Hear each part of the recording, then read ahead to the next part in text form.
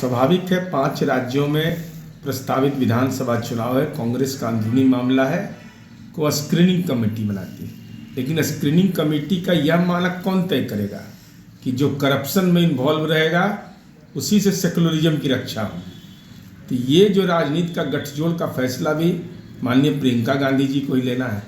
गांधी परिवार से बाहर तो फैसला नहीं लिया जा सकता है। और स्वाभाविक है, राहुल जी के बारे में जानकारी मिल रही है कि विदेश गए हुए हैं, तो विदेश गए हुए हैं तो देश में फैसला लेने का अधिकार प्रियंका जी को मिला है। लेकिन कहीं ना कहीं कांग्रेस के बदलते हुए राजनीतिक संकेत है यह। अब यह राहुल गांधी जी के लिए चिंता का विषय है या सोनिया गांधी जी के द्वारा प्रियंका गांधी को दिया गया आशीर्वाद है, यह तो कांग्रेस का अंदरूनी मामला है। मुझे तो ऐसा लगता है कि राहुल गांधी जी के नेतृत्व पर कांग्रेस का भरोसा धीरे धीरे टूट रहा है, इसीलिए प्रियंका गांधी जी को आगे किया जा रहा है। मल्लिकार्जुन खड़गे साहब को आगे नहीं किया जाएगा, कांग्रेस के जयराम रमेश जी को आगे नहीं किया जाएगा। जब भी आगे किया जाएगा तो गांधी परिवार का ही किया जाएगा। देखिए, अब इस ढंग की जो घटनाएं होती हैं वो बहुत ही दुखद और पीड़ाजनक है, और नई पीढ़ी का जो सांस्कृतिक अवमूल्यन हो रहा है वह पारिवारिक जो मानक है उसका अवमूल्यन के चलते हो रहा है। लेकिन अब ऐसे में तो केवल एक ही रास्ता है, शिक्षा।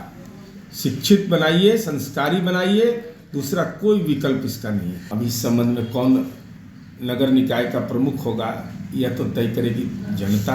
अब वो कि हिंदुस्तानी होगा ये हम समझते हैं, हिंदुस्तानी जरूर होना चाहिए। बांग्लादेश रहे चाहे पाकिस्तान रहे, जहाँ धर्म के आधार पर लोकतंत्र का गला घोटा गया है, तो भारत जैसे लोकतांत्रिक देश का रिश्ता अच्छा कैसे रह सकता है? यह तो स्वाभाविक प्रकृति है। हम लोकतंत्र में भरोसा करते हैं, वो लोकतंत्र के खिलाफ है। धर्म के आधार पर चाहे नेपाल हो, चाहे बांग्लादेश हो, चाहे पाकिस्तान हो, जिन लोगों ने अपने राजनीति की दिशा तय की है उनको दुर्दशा झेलना पड़ा है। इसलिए अब इसके राजनीतिक अर्थ नहीं है, सबसे महत्वपूर्ण है कि हमारे एशिया महादेश में लोकतंत्र के मूल्यों का क्षरण हो रहा है, इसकी चिंता करनी चाहिए। माननीय लालू प्रसाद जी को IRCTC के मामले में उनके परिवार की पेशी खास उनके लिए है, लेकिन बिहार के लिए खास यह है कि तेजस्वी यादव राजद के कार्यकर्ता के बुलावे पर नहीं आ रहे हैं।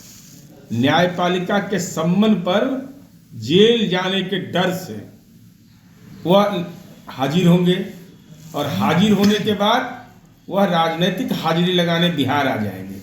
सच यह है कि लालू प्रसाद जी का परिवार ने जो महापाप किया है, और न्यायपालिका में कल यही विनय अनुनय करेंगे कि हम तो बीमार हैं, हमको छोड़ दीजिए।